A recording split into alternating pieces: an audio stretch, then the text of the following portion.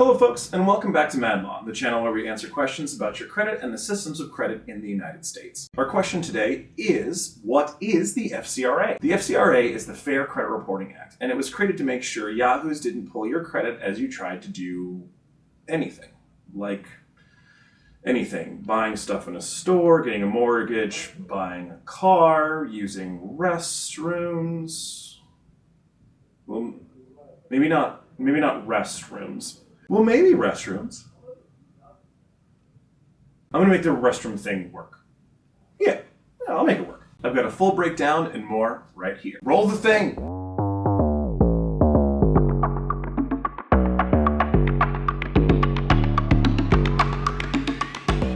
To understand the FCRA, we have to go back. Like, way back. Credit has been around for virtually forever. There was a Time magazine article that said something like credit is a concept that has been around for something like 5,000 years. And in the beginning, the Lord said, "Let there be light." And let's sprinkle some debt on there too. It's too bright and way too much financial freedom. Obviously, at this time, 5,000 years ago, there wasn't a formalized means of tracking credit worthiness. Credit was typically something businesses themselves would extend to customers they had a prior financial relationship with, or even well-known people in their communities, or in the world, or that they knew about. Seriously, go Google man sells Eiffel Tower. You will not be disappointed. Okay, so now let's flash forward like 4,900 years to the Panic of 1837. The Panic of 1837 was basically this. A bunch of merchants kept lending money, even though they overextended themselves to a bunch of folks and caused a depression. Businesses causing depressions. Who knew? I knew. Those guys are a bunch of I want to swear. Fine. You win. Those guys are a bunch of poo heads. They're a bunch of poo heads.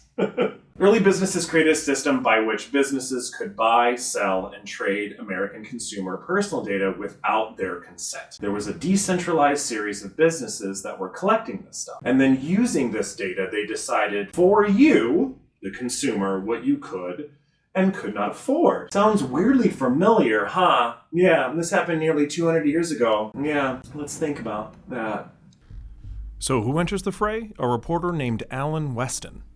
Weston wrote an article in 1968 detailing just how screwy this shadowy cabal of corpo nuts and what they were doing with consumers' data. Again, without the consumer's consent. Are we noticing a pattern here? Austin's article, amongst other happenings of the time, triggered a congressional review, and the creation of legislation to help regulate the use of your data was made. The FCRA was born. The FCRA, or Fair Credit Reporting Act, was enacted in 1970 to protect your credit information from unauthorized access. It is essentially a privacy act because it ensures your private information regarding things like your history of addresses, phone numbers, spending habits, the amount of debt you currently have, and anything else on your report that is private, or you would likely consider as private. The FCRA stated that your credit report can only be used for purposes you consent to. In theory, you'd be surprised how easy it is to get this information.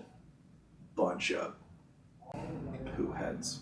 Prior to the passing of this legislature, you personally did not have things like being able to establish damages for violations by the credit bureaus. You didn't have the ability to dispute inaccurate information on your report. You didn't have the ability to protect your information from unauthorized access. And now this is the big one. You didn't have an express right to access your report. These yahoos make you and everyone that has lived in the United States since before 1836 and force you to use this system of credit to figuratively take a deuce and then kept you from accessing your information. Poo heads. So the FCRA stands to make sure you have some power over your personal private information. The FCRA, along with the FACTA is the Fair and Accurate Credit Transactions Act, work together to protect your information and what is contained on your credit report. Okay, don't despair. I have a FACTA explainer video in the works too, coming soon. Make sure to subscribe to the channel and you'll be notified when it pops up. So we've established that credit bureaus suck, and that they have a shadowy metric of determining your credit score, or lowering your credit score if you apply for too many things, or charging you a fee if you want to actually look at that credit report. More than what they're required to under federal law, which I think is 1 per year per bureau.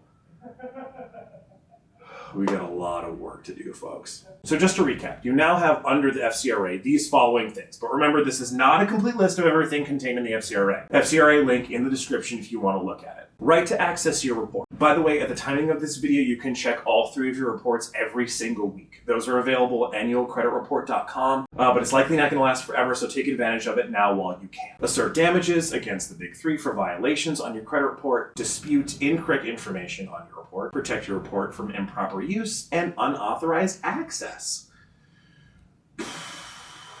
Okay. Oh, and remember, with your newly found financial freedom, you can apply for those fancy airline credit cards that give you access to those special lounges. And guess what those lounges have? Restrooms. You get to use those fancy restrooms. I told you I'd tie in the restroom thing. Thanks for sticking around. Make sure to like, subscribe, and check out our other content to educate yourself about what the heck credit actually is. See you in the next one. I've got a full, and keeps you from applying for those